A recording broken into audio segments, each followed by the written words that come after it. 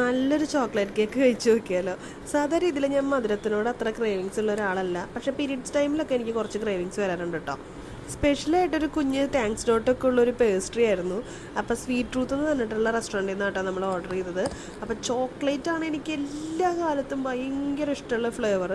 Pastries ഒന്നും ഞാൻ ആ സാധാ രീതിയിൽ അങ്ങനെ വാങ്ങിച്ച് കഴിക്കാറില്ല, പക്ഷേ ഇതിൻ്റെ ടേസ്റ്റ്, എൻ്റെ ദൈവമേ, എൻ്റെ മുഖം കണ്ടാൽ തന്നെ അറിയാം ഞാൻ വളരെയധികം കൊതിയോടുകൂടിയാണ് ഇത് തുറക്കുന്നത്. വീഡിയോ എടുക്കാനായിട്ടുള്ള വേറൊരു പ്രിപ്പറേഷൻസും ഞാൻ ചെയ്തിട്ടില്ല.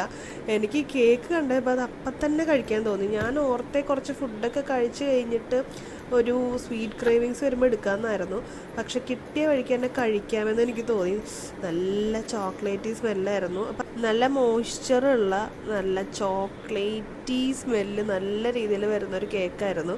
ആക്ച്വലി നമുക്കത് കാണുമ്പോൾ തന്നെ അതിൻ്റെ ഒരു ക്വാളിറ്റി മനസ്സിലാവും. ഞാൻ ആദ്യത്തെ ഒരു ബൈറ്റ് എടുത്തേ, അപ്പം എൻ്റെ ദൈവമേ, ഞാൻ ക്യാമറ ഓണായി നിൽക്കുന്നതെല്ലാം മറന്നുപോയി. അത്രയും ടേസ്റ്റ് ഉണ്ടായിരുന്നു. ഞാൻ നല്ല എൻജോയ് ചെയ്തിട്ടാട്ടോ കഴിക്കുന്നത്. നമ്മൾ ഷുഗർ കട്ടിലാണെങ്കിലും ഡയറ്റിലാണെങ്കിലും ഒക്കെ ഇടയ്ക്ക് വല്ലപ്പോഴും ഇതുപോലെ ഒരു പേസ്ട്രിയൊക്കെ കഴിക്കാം.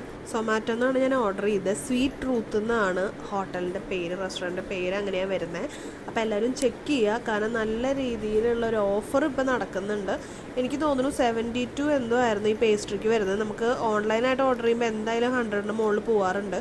72-ന് ഇത്രയും ടേസ്റ്റുള്ളൊരു പേസ്ട്രി കിട്ടിയതിൽ ശരിക്കും വേർത്താണ്. അപ്പോൾ ഞാൻ നല്ലോണം എൻജോയ് ചെയ്തിട്ട്, ഞാൻ സത്യം പറഞ്ഞത് തുറക്കുമ്പോൾ ഒന്ന് ജസ്റ്റ് ടേസ്റ്റ് ചെയ്യാം, പിന്നെ ബാക്കി പിന്നെ കഴിക്കാമെന്നൊക്കെ ഓർത്തു. പക്ഷേ എനിക്ക് പറ്റുന്നുണ്ടായിരുന്നില്ല. ഞാനിങ്ങനെ എൻജോയ് ചെയ്ത് ഫുള്ള് കഴിച്ചു.